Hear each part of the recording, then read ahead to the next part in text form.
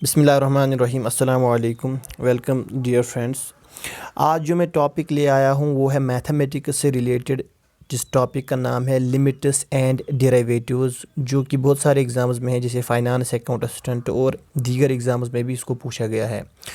और ये टॉपिक क्योंकि इम्पॉर्टेंट भी है, थोड़ा सा डिफ़िकल्ट भी है, ज़्यादा डिफ़िकल्ट नहीं है, थोड़ा सा है, क्योंकि इसमें कुछ ऐसी चीज़ें हैं जो आपने पहले पढ़ी ना हो या सुनी ना हो। तो इसके 2-3 वीडियो लगेंगे। इसमें पहले मैं इस वीडियो में लिमिट्स जो है इसका कंसेप्ट वगैरह सारा क्लियर करूँगा क्या होता है। दूसरे में पहले मैं डेरिवेटिव्स पढ़ाऊँगा, डेरिवेटिव्स क्या होते हैं। और वो तीसरा वीडियो जो आएगा उसमें मैं लिमिट्स निकालने के जो है ना, जैसे एल हॉस्पिटल रूल है, वो ट्रिक्स बताऊँगा कैसे निकालते हैं। अब मैं दूसरे वीडियो में क्यों नहीं बताऊँगा, क्योंकि उसको समझने से पहले हमें डेरिवेटिव समझना ज़रूरी है कि डेरिवेटिव्स को हम कैसे निकालते हैं, ठीक है ना। तो होप आप बने रहेंगे इंशाल्लाह वीडियो के साथ और आप पूरा ये कंसेप्ट क्लियर करोगे और आप कोई भी क्वेश्चन इससे बआसानी कर सकते हो। तो चलो स्टार्ट करते हैं। हम सबसे पहला हमें देखना है लिमिट किसको कहते हैं, ठीक है। मैंने यहाँ पे एक टर्म लिखी है कि limit is used when we have to find value of a function near its neighbourhood. Limit का हम यूज़ तब करते हैं जब हमें किसी फंक्शन किसको कहते हैं, जैसे नीचे दी हुई है F of X is equal to X plus 3, है ना। ये एक फंक्शन दी हुई है। अगर हमें किसी फंक्शन के किसी वैल्यू के आसपास निकालना हो, वैल्यू जो है उसके जो डोमेन होता है उसके आसपास अगर हमें उस फंक्शन का वैल्यू निकालना हो, तब हम लिमिट का यूज़ करते हैं। मैं समझाऊंगा आपको एग्जांपल के साथ, आपको बड़ी आसानी से समझ आ जाएगा। देखिए मैं यहाँ पे एक फंक्शन दिया हुआ है F of X is equal to X plus 3। देखिए इस फंक्शन का वैल्यू चेंज होगा जैसे जैसे एक्स का वैल्यू चेंज होगा। मान लीजिए अगर हम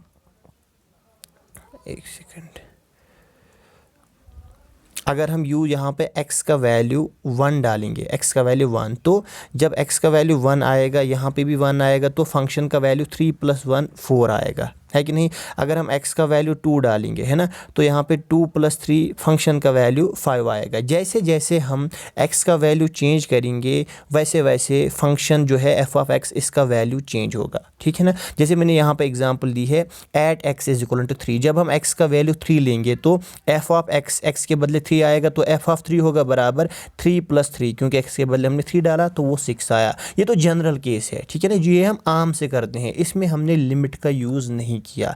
अब हम लिमिट का यूज़ कब करते हैं? लिमिट का यूज़ हम तब करेंगे अगर मुझे चाहिए, अगर मुझे कहा जाए कि जो ये फंक्शन है f ऑफ x, आपको जो है 3 जो वैल्यू है 3 पे नहीं निकालना है। 3 पे तो हमें पता है कैसे निकालते हैं, 3 के आसपास निकालना है। नेबरहुड वर्ड याद रखिएगा, 3 के आसपास अगर हमें निकालना हो तब हम लिमिट का यूज़ करते हैं। और हम लिमिट को लिखते कैसे हैं, ठीक है ना। ये जो मैंने नीचे दिया हुआ है इफ़, जैसे मैंने यहाँ पे नीचे दिया हुआ है कि ये जो है ना, ये इस तरीके से हम लिमिट का यूज़ करते हैं। लिमिट x, ये ना, ये जो एरो है इसका मतलब होता है टेंड्स टू। यहाँ पे इसका मतलब जैसे यहाँ पे मैंने लिखा है limit x tends to 3, x approaching 3, मतलब 3 के पास जा रहा है ना। x टेंड्स टू 3, 3 के नज़दीक जा रहा है, 3 पे नहीं है अभी, 3 के नज़दीक हमें इस जो फंक्शन है इसका वैल्यू देखना है कि अगर हम 3 के आसपास का वैल्यू इसमें डालेंगे तो फंक्शन का वैल्यू क्या होगा, है ना।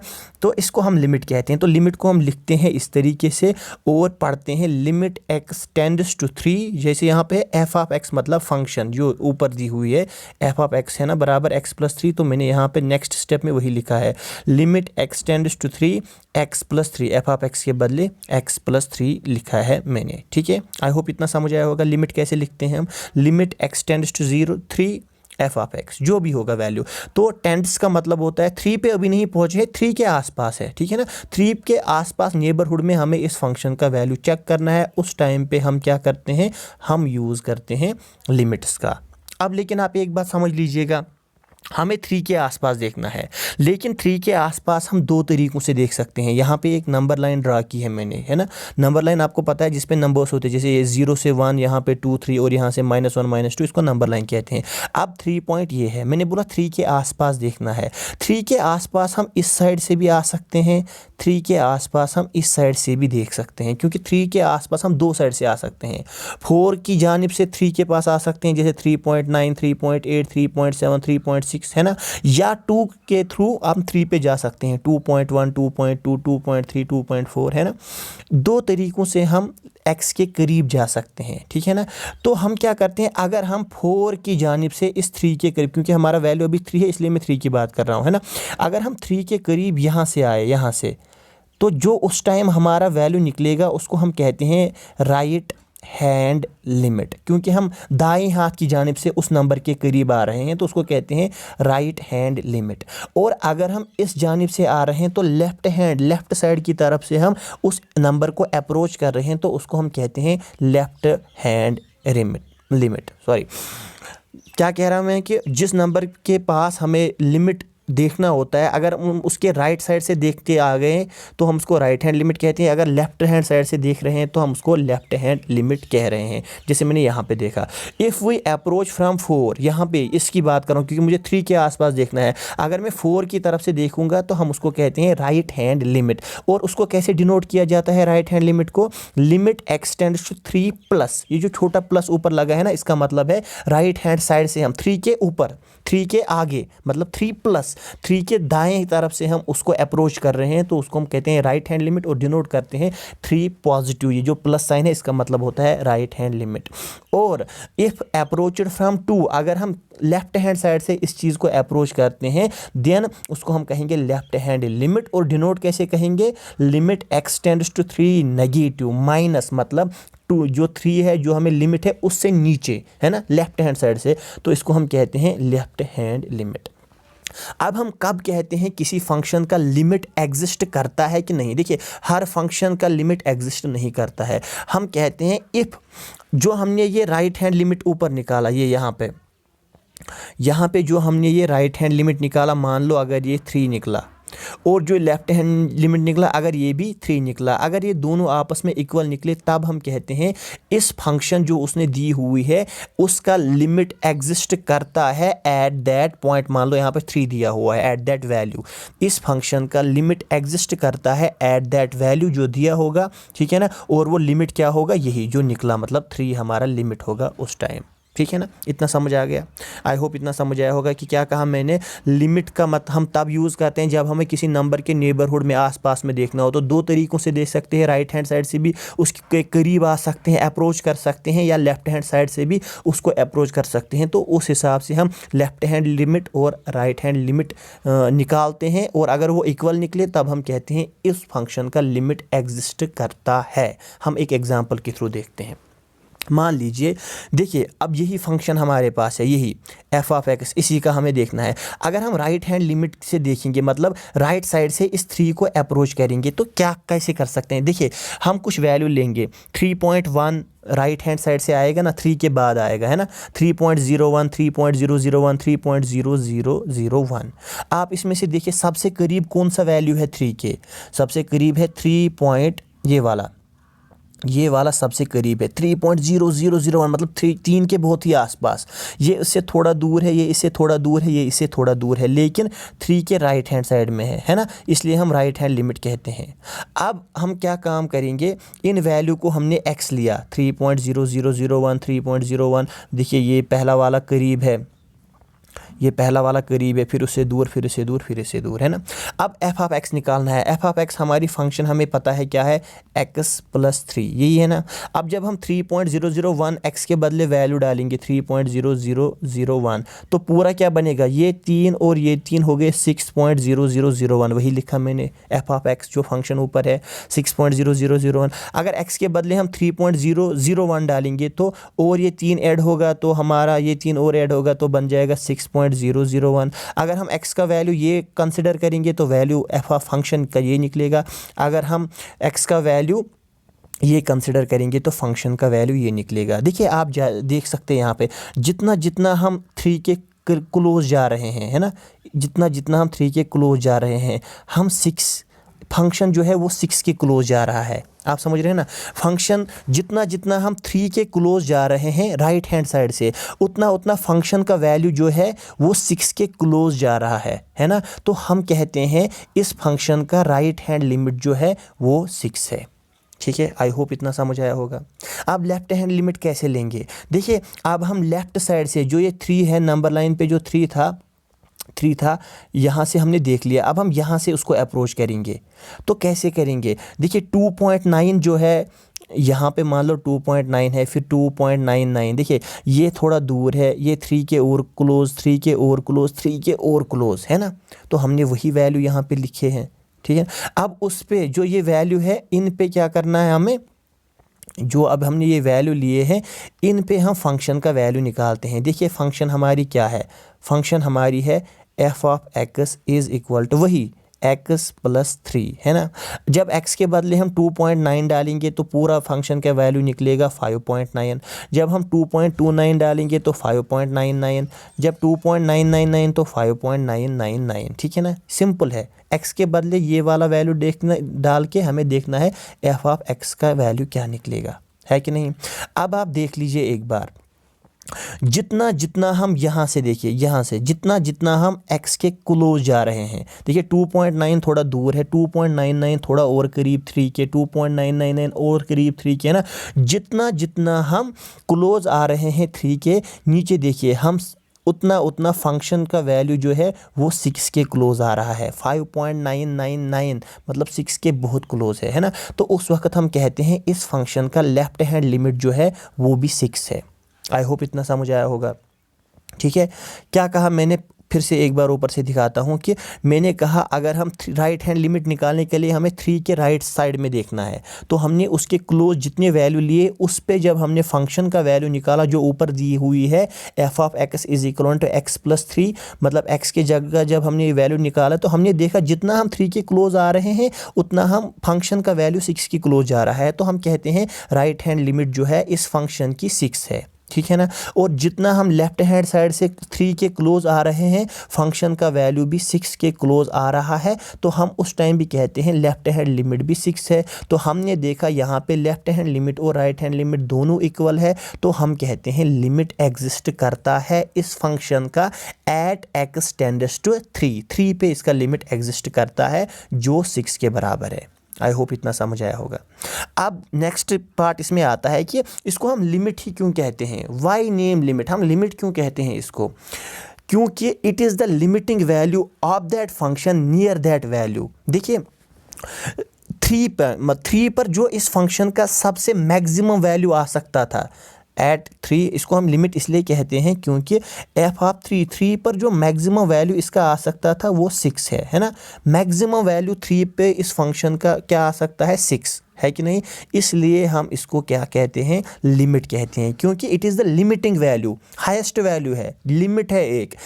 इस वैल्यू पे इसका यही सबसे मैक्सिमम वैल्यू निकल सकता है, मतलब 6 मैक्सिमम वैल्यू इसका यही निकल सकता है, इसलिए हम इसको लिमिट कहते हैं। तो ये था कंसेप्ट लिमिट का। लेफ्ट हैंड लिमिट क्या होता है, राइट हैंड लिमिट क्या होता है, हम कब कहेंगे लिमिट एग्जिस्ट करता है कि नहीं। अब क्वेश्चन आता है सर ये तो नहीं पूछेंगे वहाँ पे, हाँ इसमें भी क्वेश्चन पूछा जा सकता है, लेकिन अब मैक्सिमम क्वेश्चन क्या आएगा, हमें लिमिट निकालना होगा। तो हम कैसे निकालें, इसमें मैं मेथड सिखाऊंगा आपको, जो बेसिक मेथड है, ट्रिक में आगे सिखाऊंगा, ठीक है ना, नेक्स्ट वीडियो में। How to find limit. अब क्वेश्चन दिया होगा तो लिमिट कैसे निकालेंगे। पहला मेथड है, इसको कहते हैं सब्स्टिट्यूशन मेथड। सब्स्टिट्यूशन मेथड में क्या करना है, देखिए सिंपल है, ये लिमिट, ये क्वेश्चन दिया होगा x की लिमिट 4 है ना, तो हमें x की जगह डायरेक्टली सब्स्टिट्यूट करेंगे 4। देखिए यहाँ पे 4 इंटू एक्स है तो हमने लिखा 4 इंटू 4 क्योंकि लिमिट 4 है। नीचे क्या है, x के बदले 4 डालेंगे तो क्या निकलेगा, देखिए 4 4 16 प्लस 3 हो गया 19 डिवाइडेड बाई 4 माइनस 2 हो गया 2, 19 डिवाइडेड बाई 2 इसका आंसर होगा। ये देखिए यहाँ पे करके दिया हुआ है। तो ऐसे क्वेश्चन अगर होगा तो हम डायरेक्ट सब्स्टिट्यूशन, मतलब सबसे ईजी मेथड यही है इसका, सब्स्टिट्यूशन मेथड डायरेक्ट। लेकिन अब मसला तब होता है, अब अगर इन्होंने क्वेश्चन ऐसा दिया कि हमने जब उसमें लिमिट डाले ना, अब नीचे वाली टर्म जो है अगर ये मतलब अगर उन्होंने यहाँ पे लिमिट x टेंड्स टू 2 दिया होता, अब मैं डायरेक्ट सब्स्टिट्यूशन मेथड नहीं यूज़ कर सकता, क्योंकि अगर मैंने नीचे x के बदले 2 डाला तो ये क्या बन जाएगा, 2 - 2 0, डिवाइड में अगर 0 आया तो इनफाइनाइट इसका वैल्यू हो गया, जो हम नहीं चाहते हैं। डिवाइड में कभी भी 0 नहीं आना चाहिए, है ना। तो उस टाइम हम सब्स्टिट्यूशन मेथड को यूज़ नहीं कर सकते, उस टाइम हमें कुछ दूसरा मेथड यूज़ करना होगा, जिसके लिए मैं ट्रिक भी आगे सिखाऊंगा। फ़िलहाल हम यहाँ पे मेथड देखते हैं। अगर ऐसा क्वेश्चन आया मान लो, तो उस टाइम हम फैक्टराइजेशन मेथड का यूज़ कर सकते हैं, जो कि थोड़ा सा लंबा होगा। बस मैं यहाँ पे इसका रूल समझाऊंगा, बाकी मैं ट्रिक नेक्स्ट वीडियो में दिखाऊंगा। ऐसे क्वेश्चन पे ही एक्चुअल में ना एग्ज़ाम में यही क्वेश्चन पूछे जाएंगे, जिसका नीचे 0 बनेगा, जो मतलब अगर इस तरीके से दिया होगा, x रेज़ पावर x दिया होगा, फिर x टेंड्स टू 0 दिया होगा, जब आप डालोगे वैल्यू तो ये 0 रेज़ पावर 0 बनेगा। ऐसे क्वेश्चन ही पूछेंगे, उनके लिए एल हॉस्पिटल रूल का यूज़ होता है, जो मैं आगे सिखाऊंगा। फिलहाल आप मेथड देख लीजिए। देखिए यहाँ पे इन्होंने लिमिट x टेंड्स टू 2 दिया है, यहाँ पे मैंने साइड में इसको जो है ना सब्स्टिट्यूशन मेथड के ज़रिए सॉल्व करने की कोशिश की, तो क्या हुआ, x के बदले जब मैंने 2 का वैल्यू नीचे डाला तो ये बन गया 2 2 ज़ार 4, ये यहाँ पे देखिए ये बन गया 2 2 ज़ार 4, 4 - 4 बन गया 0, ये बन गया 0/0। फंक्शन जब 0/0 बन गई, ये इंडिफिनिट हो गई या इनफाइनाइट हो गई, इसको हम कुछ नहीं कर सकते। तो ऐसे मेथड में ना हम फैक्टराइजेशन मेथड का यूज़ करते हैं नॉर्मली, लेकिन हम वहाँ पे ऐसे नहीं करेंगे। लेकिन आप कंसेप्ट समझ लीजिए एक बार। फैक्टराइजेशन मेथड का मतलब क्या है, हम फैक्टर्स में इसको डिवाइड करेंगे। हम फैक्टर्स कैसे निकालते हैं, क्योंकि ये मैथमेटिक्स का बहुत ही मान लीजिए 10th मैथमेटिक्स का कंसेप्ट है, फिर भी एक बार बता देता हूँ, जिसको समझ आए अच्छी बात है। देखिए हमें ऊपर दिया हुआ है 3x² -x -10, इसके फैक्टर्स हम कैसे निकालते हैं, हम इस मिडल टर्म को इस तरीके से स्प्लिट करते हैं, डिवाइड करते हैं कि उन दो जो जिनमें हम इसको डिवाइड करेंगे, ठीक है ना, जब उन दोनों का मल्टीप्लिकेशन किया जाए, मल्टीप्लिकेशन, तो वो बराबर आना चाहिए इस और इसके मल्टीप्लिकेशन के, मतलब 10 3 ज़ार 30 -30 x² के बराबर आना चाहिए उनका मल्टीप्लिकेशन, और जब उनका प्लस किया जाए तो वो इसी टर्म के बराबर आना चाहिए। एक बार यहाँ पे आप देख लीजिए, ये देख लीजिए।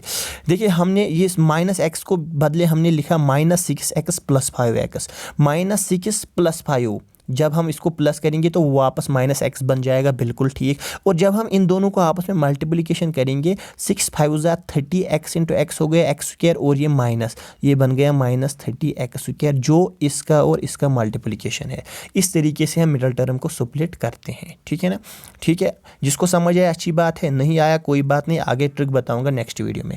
अच्छा, ये जो है ये नीचे, अब देखिए इसको मैं इस तरीके से लिख सकता हूँ, x² - 4 के बदले में 2² लिख सकता हूँ, तो ये फार्मूला बन गई a² - b², ठीक है ना। तो वही मैंने यहाँ पे किया हुआ है, आप ये देख सकते हैं, हमने -x के बदले -6x + 5x लिखा। अब नेक्स्ट यहाँ पे देख लीजिए, अब यहाँ पे आप देख लीजिए, देखिए पहली दो टर्म्स में जो है ना 3 कॉमन है, और इसमें 2x है, इसमें 1x है, एक बाहर निकाला, 3x बाहर निकाला, तो अंदर क्या बचा, देखिए इसमें जब 3x बाहर निकाला तो 1x बचा, वो लिखा, माइनस का माइनस ही। इसमें जब हमने 3x बाहर निकाला तो 3 2 ज़ार 6, यहाँ पे 2 बचा, मैंने वही लिखा, है कि नहीं। प्लस इन दोनों में से मैंने 5 को कॉमन निकाला, तो जब इसमें से 5 निकाला तो अंदर x बचा, इसमें से 5 निकाला तो अंदर 2 बचा, 5 2 ज़ार 10। ऊपर तो ये हो गया, नीचे मैंने इस फार्मूला को खोल दिया, a² - b² होता है बराबर a - b × a + b। a यहाँ पे x है, b यहाँ पे 2 है, तो ये फार्मूला 2 मैंने खोल दिए और कुछ नहीं किया, ठीक है। उसके बाद नेक्स्ट देख लीजिए, अब क्योंकि ये और ये जो है कॉमन है, इन दोनों को भी कॉमन निकाल दिया हमने ये, और यहाँ पे बचा 3x, यहाँ पे बचा 5, तो इसको यहाँ पे लिख लिया, ठीक है ना। नीचे वैसे ही लिखा मैंने। अब देखिए ऊपर भी बन गया x - 2, नीचे भी बन गया x - 2, कैंसिल हो गया, तो ऊपर बचा 3x + 5 और नीचे बचा x + 2, है ना।